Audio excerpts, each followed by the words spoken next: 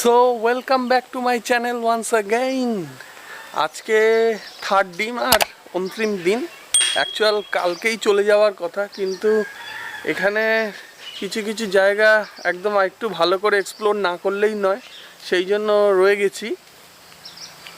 তো আজকে 2-3টে স্পট ঘুরবো, বেশি দূরে নয়। কালকে যেমন আসতে অনেক রাত হয়ে গেছিলো, সেই কুকি ড্যাম দেখে তারপরে আমরা গেলাম নরহরা ড্যামে তো দেখেছে অন্ধকার হয়ে গেছিলো।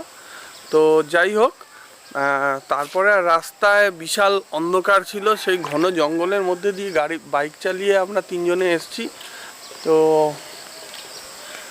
কালকে আর এত টায়ার্ড ছিলাম, সকালে ওরকম ট্রেকিং করে তারপরে ওগুলো দেখেছি। তো কালকে আর ক্যামেরা অন করার সুযোগ হয়নি। তারপরে ল্যাপটপটা আমার মোটামুটি গন্ডগোল হয়ে গেছে, খারাপ। তো সেই জন্য ডেটা কপি করতে একটু সমস্যা হচ্ছিল। কাছাকাছি বলতে এই দিকে একটা পাহাড়ে উঠবো, সিন্দ্রালিয়াতে ওঠার চেষ্টা করব। আর ওই দিকে একটা রূপাই নদীর একটা সুন্দর স্পট আছে, ওটা দেখব। আর এই কাছাকাছি গ্রামে একটু ঘুরবো। এই হচ্ছে আজকের প্রোগ্রাম।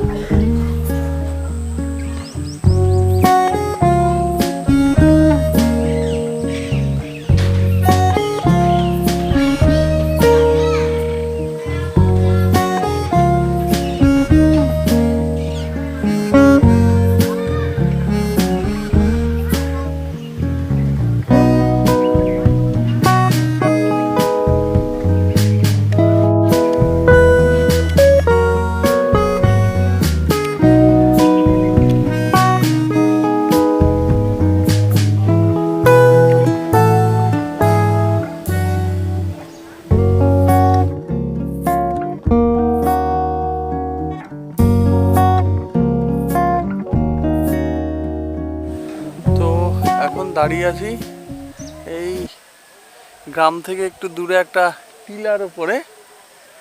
আর ওইদিকে সেই লায়েক ড্যামটা রয়েছে, আর ওইদিকে চেমটা বুড়ু পাহাড়টা রয়েছে, পুরো কুয়াশায় পুরো ঢাকা। তো খুব সুন্দর একটা ঠান্ডা হাওয়া দিচ্ছে। আজকে শীতটা অতটা নেই, কালকে যতটা ঠান্ডা পড়েছিল আজকে হালকা ঠান্ডা আছে। যাই হোক, খুব সুন্দর জায়গা।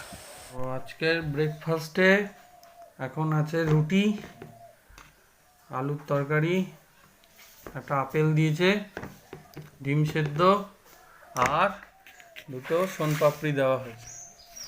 ঠিক আছে, তোমাদের বলেছিলাম যে ব্রেকফাস্ট রিভিউ দেব, তো এই যে দেখতেই পাচ্ছ একদম ঘরোয়া খাবার। চলো খেয়ে নিই, তারপরে নেক্সট প্রোগ্রাম।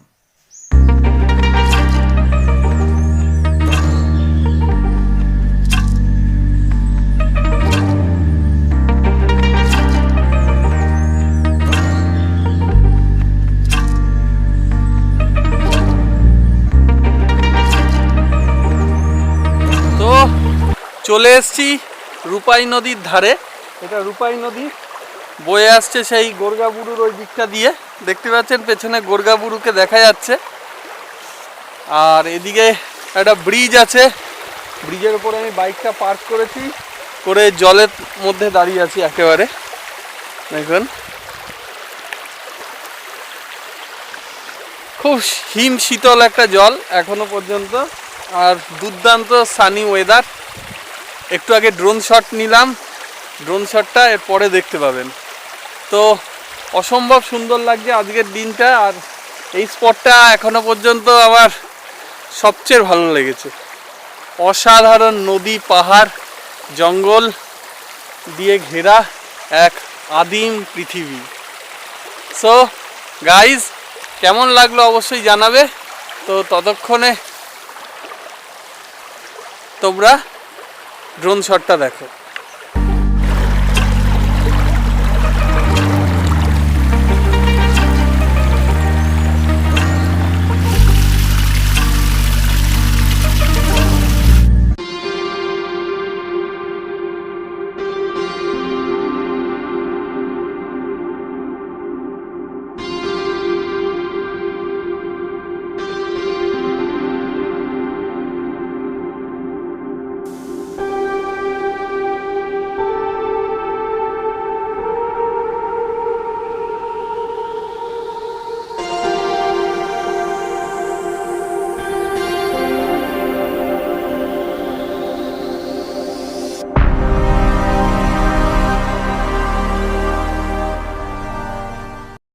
2,000 years later. এখন চলেছি সিন্দ্রালিয়া পাহাড় ট্রেকিং করতে। এখন বাজে 11টা, তো 11টা বেজে গেছে, উঠতে প্রায় 1 ঘন্টা লাগবে। সামনেই পাহাড়টা, তাই একটু দেরিতে যাচ্ছি। তো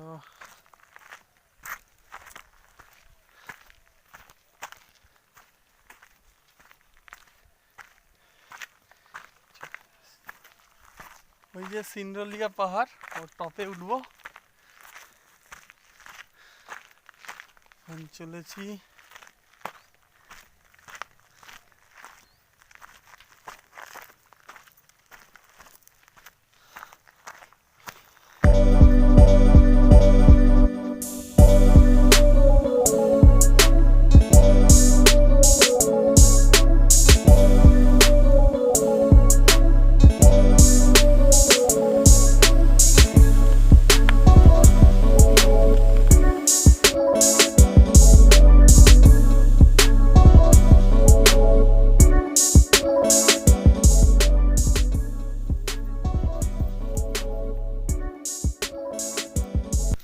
দাঁড়া, চ, আমি এই ধারটা দিয়ে নামবো।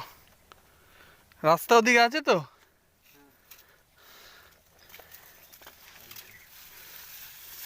পুরো অভিযানে নেমেছি আমরা। দাঁড়া,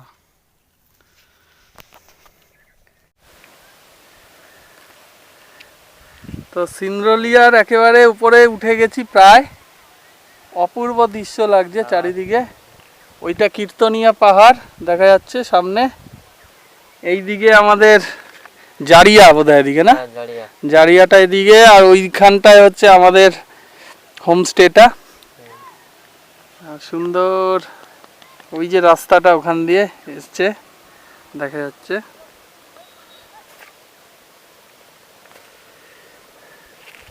খুব সুন্দর, কিন্তু আসা রাস্তা খুবই দুর্গম, কেন এখানে সাধারণত মানুষ ওঠে না ট্রেকিংয়ের জন্য, তাই খুব সাবধানে উঠতে হবে। আর পর্যাপ্ত খাবার, জল আর কিছু স্ন্যাক্স নিয়ে উঠতে হবে, যেমন চেমটাবুরুতে বলেছিলাম তেমনি। তো সিন্দ্রালিয়ার একদম টপে আমরা চলে এসেছি। এখান থেকে পুরো একটা সুন্দর প্যানোরামিক ভিউ পাওয়া যাচ্ছে। এই যে ফুল টপে আছি আমরা, একদম প্যানোরামিক ভিউ। গোজাবুরু পাহাড় দেখা যাচ্ছে, আর এদিকে চেমটাবুরু দেখা যাচ্ছে। দারুণ। ওইখানটায় সেই যে লায়েক ড্যামটা দেখা যাচ্ছে, প্রথম দিন যেটা দেখিয়েছিলাম। ওই যে রাস্তাটা গেছে চেমটাবুরুতে। আর ওই যে গোর্গাবুরুর ওই তলা থেকে সেই সকালে দেখিয়েছিলাম যে রূপাই নদীটা, সেটা হচ্ছে ওইখানটা দিয়ে গেছে।